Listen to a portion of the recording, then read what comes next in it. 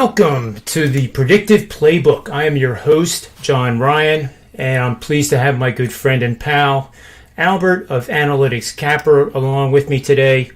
And this is going to be just one incredible week. And by the way, Albert is the founder and CEO of Analytics Capper. He's a professional sports consultant. Member packages and additional information can be found on his website. And of course, you can send him a direct message at any time you want. So, Albert, welcome to the show, and how was your weekend? Thank you, John. Thanks for having me. I think we've done now the last 4 Mondays in a row, so this is good luck for me. We've had, my clients have won the last 4 weeks, so because of that, I'm just going to continue jumping on your show every Monday to kick it off on the right note. We did just finish the best week we've had, about 18, 19 units for 7 days. It's the best week we've had since October. So it's been a while since we've hit something like that. Not including any props or anything. If I included those, it would be well over 20 units. But it's kind of a good sign to get back into the rhythm of things, especially college basketball with the March Madness and the tournaments just around the corner. So I'm very happy about that. Very satisfied with how, the models and the systems are doing. The games are going the way that we expect them to go from an analytics standpoint, and hopefully it keeps rolling and keeps continuing. So I thank you for that, John. Oh, absolutely, Albert. I'm sure it's going to continue. You have the experience and the knowledge and the intelligence. I mean, I would have no doubt that you have a successful March Madness, and I'm looking forward to my 6th straight NCAA tournament profitable season. I got stung a little bit over the weekend. I had Florida State, Michigan. Did I really have Michigan? Yeah, I did. But it's easy to, when you've done it as long as we have, Albert, it's painful to admit that you had a bad loss, but you also have the history behind you and the confidence knowing that by the end of the season, there's going to be more units won than lost. Yeah, you never make a guarantee like that, but 26 years can make a big difference. Yeah, I mean, I haven't been doing this for 26 years. It's been over 10. So this has been my 12th March Madness season personally. But for example, our VIP service or our clients had a really bad December. It was brutal for me, in all honesty, especially around Christmas week and New Year's week. I think the public just crushed those weeks, which really hurts, my models as a contrarian bettor. So that was really bad. It also compounded because I had given a bunch of people free memberships that month because it was Christmas month, season of giving, and it's just a bad timing, right? Because I had a ton of people following my plays and they lost a ton of money. I feel terrible for it. I've reached out to quite a few of them in the last couple weeks to let them know, hey, I really apologize for December. I wish I could take those losses back. But the least I can do right now while I'm rolling is to give you free picks, free membership. So hopefully they're going to continue to ride with me, from now to the end of the month and recoup some of those losses. Cause I do feel bad. There's nothing I can do. I just, can just move forward and hopefully win for you guys. Same with John, right? Going into year 12 for me. So, I mean, that's 120 months worth of data, worth of historical information. I've had maybe 7 or 8 profitable March Madness tournaments. So that means there are tournaments that are not profitable, right? That means there's 3 or 4 that didn't go the way I expected. So hopefully it's a good one, this one, but there's no guarantees. At the end of the day, you're making educated guesses off numbers and analytics that you compile and you put together and you extrapolate. Sometimes they work out, sometimes they don't, but in the long run, it should work out. Albert, in the chat room here, I know we weren't going to discuss this, but this looks like it might be in your sweet spot here a little bit. I am wearing my Chelsea jersey. They have a big match today. They're playing Everton. I sent out a tweet early in the week with the league right now, the Premier League, with about 9 to 10 games left. A lot of teams are going to play really safe. unless there's nothing to lose. I thought Liverpool yesterday, for example, were just going to go for it because they're out of the top four. But obviously they lost 2-0. So with that being said, I do lean a lot of unders for the remainder of the season. I don't know if I love today's under. I kept going back and forth. The numbers suggest under big time. Expected goals are way low for these two. And most of you guys who have followed soccer, with the new coach at Chelsea, Thomas Tuchel, they haven't lost. They've won and drawn, but they don't really score much. They're kind of playing possession football, so they're not really scoring. And I mean, the under makes sense, but for some reason in my gut, right? Sometimes gut just takes over numbers. I just don't feel like it's a good bet. So I am I'm laying off on soccer today. So thanks guys for even asking. JD Films, you commented, solid golf win yesterday. Thanks AC for the free pick. Yes, Will Zalatoris, I think he's one of the up and coming golfers coming up. He's one of those guys because he's still young, very inexperienced, but he's going to get better as the rounds go on, as the tournament goes on. So it takes him 1 or 2 days to get used to the greens, to get used to the conditions. So I do like him a lot on Saturdays and Sundays if he does make the cut. So I appreciate that, JD Films. Yeah, that was quite the tournament. The Arnold Palmer is always it's one of the best tournaments of the year. And if you think about it, these two tournaments back to back, I think, are the 2 weeks that really stand out during the year. Yeah. Oftentimes after a major, the players take off a week or two or more. But in this case, you had a pretty darn good field last week. A few guys missing. But now this is the deepest field of any major, and I am calling it a major. And I know that's a mistake, but it's the fifth major. Let's not kid ourselves. No other major has the depth that this tournament has year in and year out. And by the way, I did see Rory even said his career would not be complete without a player's title, and he doesn't have one yet. Yeah, I would agree. Yeah, I would agree that anybody would say that. I did see that Brooks Koepka is out for the players, which is a little disappointing, but I guess he had a back injury. I know Justin Rose was playing very well in the first 2 rounds, made the cut, but then he withdrew, I think, before he even made the turn on Saturday. So those are 2 names. One is missing, obviously, and Justin Rose. I would like to see him play because I think he's flying way under the radar. He hasn't played good. His iron play has been, by his standards, very poor. But at any time, the talent is there to just come out of nowhere and contend. So let's move over to college basketball a little bit, and if we have time, we'll get back to the players. I'll share the screen here. We're going to look at individual lines here on DraftKings for NCAA basketball teams to make the tournament or not make it. So obviously the first one that comes to mind is that team from North Carolina. And we're not talking about North Carolina. But the Duke Blue Devils, yes, gets you 8-1 odds. And no, you have to pay 10-1. So you would have to wager 1,000 to win 100 that they don't make it. So, Albert and I were talking about this before we went on the show here, and I've been saying this for a couple of weeks with tweets and asking. I actually did a survey on Twitter that was nice. Does Duke belong in the tournament? And now, with that egg they laid over the weekend, I really don't know what that was. A revenge situation against North Carolina, and they played arguably probably their worst game of at least the last month. Yeah. So, do they have to win the tournament, Albert? Completely win it to get in? Or do you think if they upset Florida State, assuming they beat Boston College, and I'm not sure who's after that, but Louisville, they would have to beat KC, then Louisville, and then play Florida State.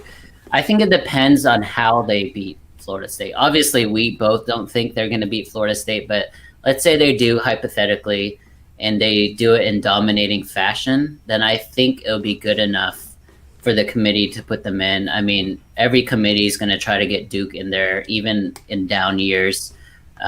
Coach K is the face of college basketball, so it would be a hard argument to not put them in if they beat Florida State by 15 points, right? But if, let's say, they squeak by Florida State and then in the finals they lose to, I don't know, Virginia or someone by a large margin, there's no way you can put them in.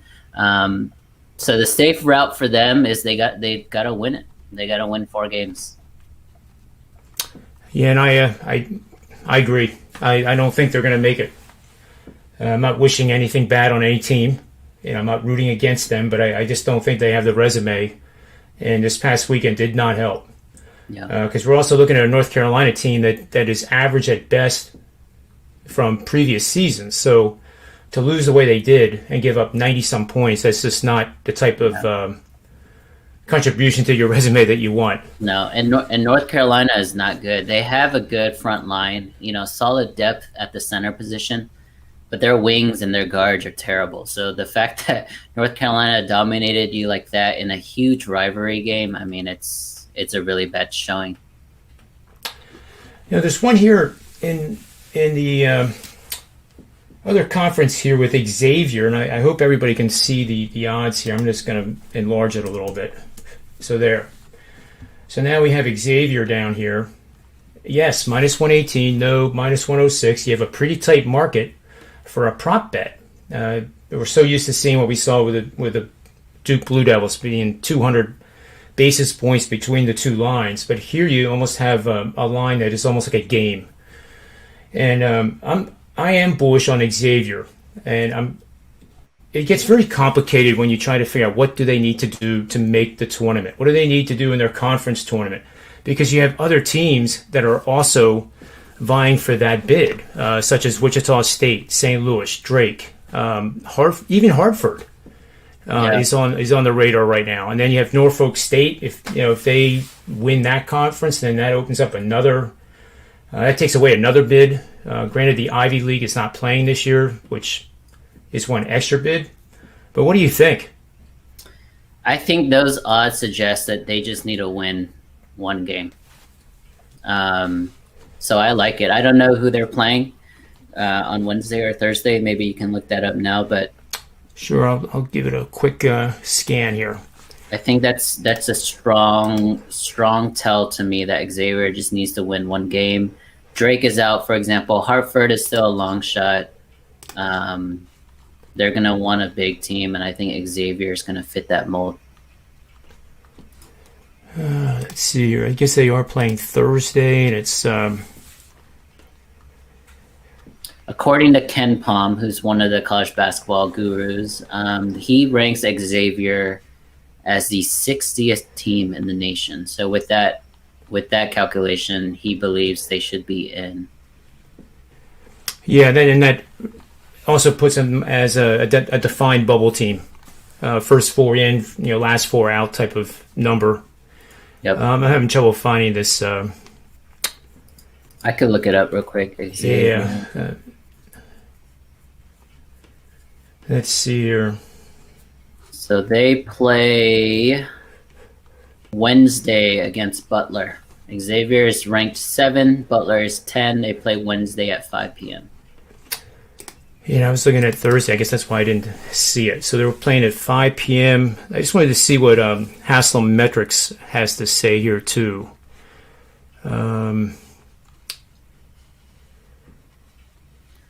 For those watching the video, please just continue to comment, ask any questions you want.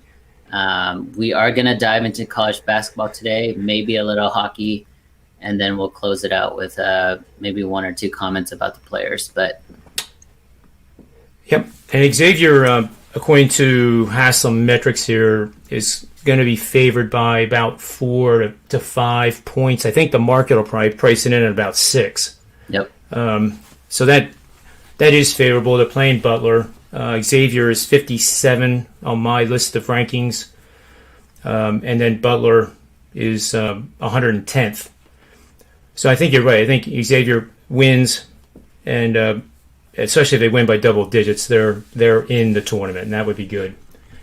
One more, if you don't mind, Albert. We had talked about the possibility of Stanford, and they're getting a lot of press out there in the West Coast area, not so much nationally, but they're lined at plus 700 to make it, and no is minus 1400. So that is a very wide marketplace. So I read that when there's a gap like that, the market is either like they don't have a chance and of making it, or you know what, this could happen. Yeah. So I think the books are being very careful there. I'm not suggesting that you would want to bet a prop bet that is this wide, but I think you and I both agree that it's unlikely that they make it. I agree. Yeah, I agree. The Pac-12 is interesting, right? A month of their season was kind of taken off in the middle because of COVID. I really only believe in Oregon, USC, and Colorado, the top 3 teams in the conference. Colorado to me is kind of sneaky, John. I don't know what you thought about that. I think everyone knows Oregon and USC, but I think Colorado could surprise some people in the tournament. Maybe win 1 or 2 games in the tournament. I like them a lot.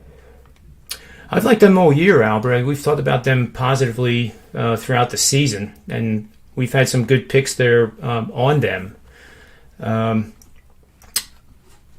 think with USC kind of regressing lately, I think that's increased the chances that Colorado can make a pretty deep run. They're not much weaker than the 3 teams you just mentioned in the Pac-12, so that is a very good one. And I don't know if DraftKings even has those guys lined. They don't. That is very interesting. Yeah. So they're putting Stanford as a dog and not listing Colorado. That's a shame, because Colorado, I think Colorado State. No, I think Colorado's in. Even if they lose the first game of the conference tournament, I think they're in for sure. Okay. Yeah, I'm talking about for the NCAA tournament. I think they might surprise some people and win 1 to 2 games. Another dark horse, and again, we're talking about the NCAA tournament here, is I love Chicago, Loyola Chicago, man. I just love how they play. Depending on the draw, if they are an 8th seed or something like that, and they have to go up against the number 1 seed in the second round, that might be tough, but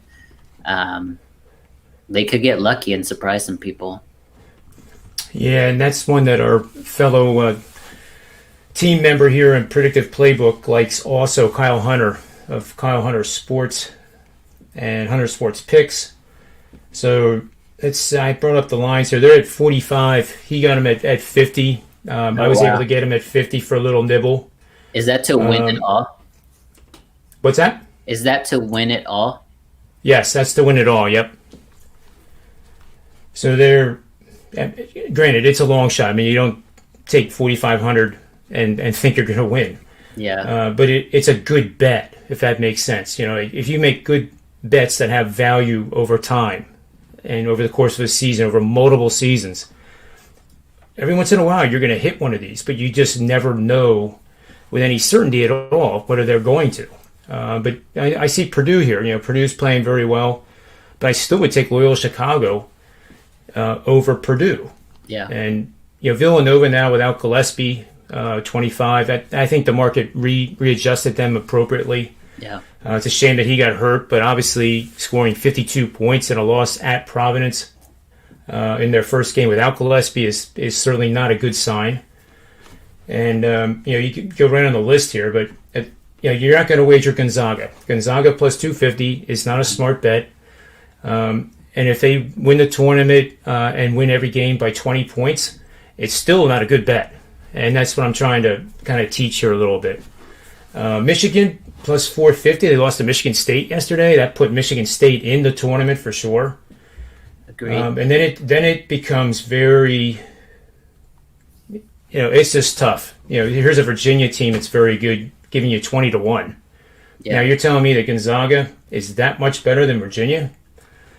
I would have to question that, but that is something we can talk about at a later time. I did want to just take a look here at the conference winner. If you are a Duke fan, here we are.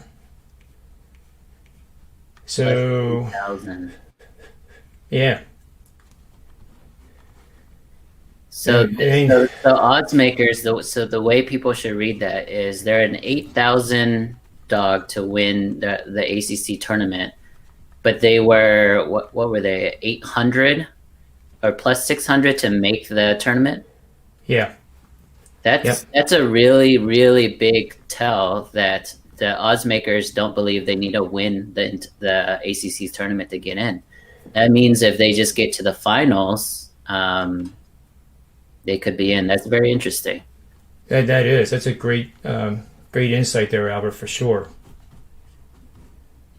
But yeah, Virginia's the cream of the crop right now. I don't know any other team on this list here that's other than North Carolina and Virginia Tech. Louisville is flawed. It's the conference has been regressing the last couple of years, unfortunately, and Yeah. as everybody knows, my conference is this one right here, along with our other fellow teammate Kiev O'Neill over at oddsmaker.com. I think he and I, if we were in a bar and started talking basketball, we would be talking for a long time. It's just one of those things. Do you think the Big Ten or the Big 12 have been better this year? And that's a great question too, because I think it was last week. Big 12 had 6 ranked teams, and the Big 10 only had 5. Now, I think it has flip flopped. But those two conferences are by far the best in the country. Yeah. On my power ratings, the Big 10 is still head and shoulders above everybody else, and that includes the Big 12. With Gonzaga at plus 250, I had made I wish there was a bet that any Big 10 team against Gonzaga, what would the odds? What would a book make a price for me? Because I really believe that a team from the Big 10 is going to win the NCAA tournament. Yeah, I mean, I think out of 10 games, if it's Michigan versus Gonzaga, Michigan would win 6 to 7 of that. They're just the more complete team, top to bottom, offensively, defensively. And every night they're challenged in the Big Ten, whereas Gonzaga, they get bored in the WCC, and who knows, like they were down to Pacific, right? They were down to Pacific at halftime. That's not going to happen against any of these top Big Ten teams. I do like Iowa here to win the Big Ten, but I like Michigan to go the furthest in the NCAA tournament. Yeah, I can't argue with that. My team is for the tournament is right here, Illinois. Nice. I think that's yeah. And again, Michigan, you can't use recency for the loss yesterday against Michigan State. A loss to them was not going to change anything. They're still going to be a number 1 seed unless they're going to be a number 1 seed. Period. Yeah, they're number 1 seed no matter what. And then they got caught sleeping against Michigan State, who was trying to get in and had everything on the line. So I wouldn't penalize Michigan in your handicapping for sure. All right, so let's move over to a couple games today. One of the games is at midnight tonight that I liked, and sometimes they listed at 11:59 p.m. so that it qualifies for March the 8th, so and other places have it at midnight. John, you're staying up for that, right? Oh yeah, absolutely, yeah, I'll absolutely be watching that, but. I could kid around and say I don't have to watch. I already know what's going to happen, but that goes down the wrong road. But Pepperdine and BYU played twice earlier this season. They swapped wins. Pepperdine won by 3 as like a 6.5 point home dog. BYU won by 11 as an 11-point home favorite. Yep. So when I saw this line at 8.5, 9, and it could even be higher than it is now, or then, I like Pepperdine in this situation because they already know they can beat this team, and I couldn't find a reason why, they should be such an underdog. They're 12-2 in road games, or on neutral courts when playing against a team with a winning record over the last 2 seasons. And I could go on and on here with some pretty powerful stuff. Like here's one, 11-1 in road games, facing good teams that are outscoring their opponents by 5 or more points per game in games played over the last 2 seasons. So that's a trend that has that good P value still. It hasn't matured. It doesn't work against you, like I've been mentioning from time to time. You can get these trends that are 15-3 and think, oh my goodness, I mean, this is like it's going to be 16-3. Well, guess what? It's going to be 15-4 and 15-5, because if you think about it, you don't see many trends that are above 12-1, 12-2, 12-3, because they don't correlate well with the parameters. They're just like, the worst one I always use, and a bad example, is the Phillies are on a 12-2 tear on Saturdays if the game starts at 1 o'clock. I mean, that's meaningless. But the information is out there, so you have to be careful with the type of team angles you use. But do you have anything on this game, Albert? No, I don't personally, but your read makes a lot of sense. Pepperdine, in terms of like what's at stake? Can you speak to whether one team is a little more motivated than the other, or is it the same? I would think Pepperdine has something more of an axe to grind and a chip on the shoulder than BYU, but the winner of this game gets Gonzaga, unless the sun doesn't set in the west tonight. They play St. Mary's, and they're probably going to be favored by a gazillion. Yeah. So it's unlikely that 18, 20 points or so. Yeah, and that's how they've been all year. And while we're on the topic of Gonzaga, granted the conference is very weak, but every year it's very weak. And somehow the question of, are they going to be able to play and match up against a Michigan or another power team, even a Creighton, if that would come to pass? And the answer is always yes. The coaching there is phenomenal. Yep. And anybody who knows anything about college basketball knows that when you get in the tournaments, it's about the coaching. And it's so important. It is up by probably a value of 300% over a regular season game, in my opinion. So, I think BYU at the same time wants another crack at Gonzaga. If memory serves correct, they've only been the team that has upset Gonzaga in the conference. St. Mary's, when they had a good team about 3 years ago, came close. Yeah. But, close is when you're winning by 5 at halftime and then you lose by 15. So it would be pretty cool to see the Pepperdine Wave go up against Gonzaga for the conference championship. I mean, who knows? I just know in terms of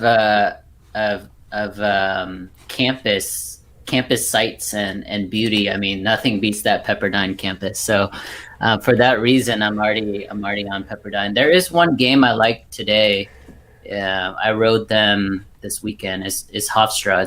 It's a rematch against Elon. I like Hofstra a lot. That's probably going to be a premium play later today. Open up at 3.5. I see it around 4.5, 5 now. It's probably going to continue to move. So if you guys want to jump on that now, that'd be great. I'm not going to post it till closer to tip off, but I do like Hofstra. Yeah, and that's a very interesting game too, because Elon had lost, I forget how many in a row. It was substantial. I think it was 5 or 6 earlier in the season, and now they've ripped off 6 straight. They lost at the College of Charleston by 18 as an 8-point dog on February the 13th. Shot 33%. That was also the 3rd straight game shooting 34% or lower.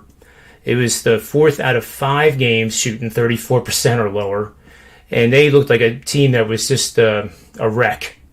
And then suddenly they figured it out. And since then they've shot 47% in every game except the previous one, which was a 72-71 win over James Madison, and they shot 37%. But they also allowed James Madison 42%.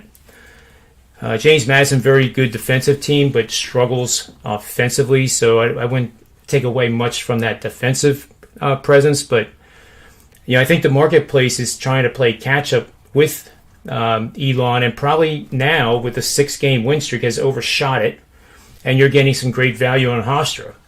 Yeah. So I don't have a play on this, but I fundamentally think Hofstra is a much better team. And with the marbles all on the line here, you go with the better team. Yep, I agree. Yeah, that's good. Anything in hockey you wanted to quickly mention before we sign off here? Sure, there is one hockey play that I like. Again, it's not official yet, but I do like the Kings. So Ira's team, I like them on the road tonight. They are playing, intra-city rival. LA is going to Anaheim. It's only about 30 minutes south, but I do like them on the road. They are a road favorite tonight, which makes me like them even more. I believe road favorites in the NHL are hitting above 65% this season. If I look at the matchups, the Kings are coming off a win. They're both coming off wins. They haven't played in 2 days, so the rest is not an issue for either team. In the last 10, the Kings are 6-2-2. And the Ducks are 1-6-3. So we do have one team trending up and one team trending down. I like the Kings here tonight. Yeah, and I do too. We have to sometime find a game that maybe I'll just pick a game and I'll know that you'll be against it. But there's nothing wrong with us sharing the same side. But I like the Kings. There's a system that comes up playing on road favorites of minus 200 or less that are coming off a home loss to the opponent and scored 2 or fewer goals. So not a good outing at home, playing the team again, and are actually playing their 4th game in 7 days, which is a lot. And fatigue you would think is an issue, but a lot of times I found with these analytics is that what the perception is often not what the reality is. So the fact that the Kings have the public better perception of being tired, I think adds more fuel to the bet on the Kings. And that system, by the way, has hit 75% winners over the last 5 seasons, and it's made the $100 better over $3,400, betting $100 per game just blindly using that system. So that's good. Great. Well, we could go back to the odds for the players. I'm sure we could have a conflicting view there, maybe. Let me pull those up on the screen again. Yeah, so Bryson is coming off a win. He's plus 1,500 to win this week at TPC Sawgrass. I agree with John's sentiments earlier. This Florida swing is amazing, right? We have Bay Hill and Sawgrass back-to-back weeks. You have all the big players this weekend. DJ is plus 1,200, Rory plus 1,600, John Rahm, Xander, and Patrick Cantlay to finish out the top 5 odds. For me, it's hard. I mean, it's a course where it's going to really. It's a course where it hooks players up that save par. So if you're looking at erratic players, and when I say erratic, I mean like people who bogey or birdie very often. So like the Victor Hovlands, the JTs, things like that. I'm not looking at them in this tournament. I'm actually looking for the more steadier guys. So the Cantlays, Webb Simpson, Tyrell Hatton, players like that might be good to look at. But I honestly haven't dove into the numbers yet, so I can't really get into some of my favorite leans there, unless you have something, John. Well, I think it's a course where, like the Arnold Palmer Invitational was last week, where driving is paramount. Tee to green is a metric that I would rank very, very high in my models. So that brings in the same names, and with the way Bryson is playing right now, that you can't bet against him. And he has the game, just like he overpowered Wingfoot, the U.S. Open last year, to overpower this course. I've played the course, and the one thing that people forget is that the ball will not go as far at TPC Sawgrass because it's at sea level. And the sea air can at times become very thick, and when there's wind, the course can become a nightmare. And I'll tell you the truth, when you see 17 live with your own 2 eyes, it's not that bad. But you're also not playing for $1 million or 1.8 on Sunday. But when the wind swoops over the 16th green into the water that you see on TV, and then it lifts over 18, that's what creates havoc. Where guys are hitting it too far or too short. But it is a huge green. When you see it live, which it is a public course, it is a very big green. But I've never played it for, $1 million. Or had 20 million people watching, yeah.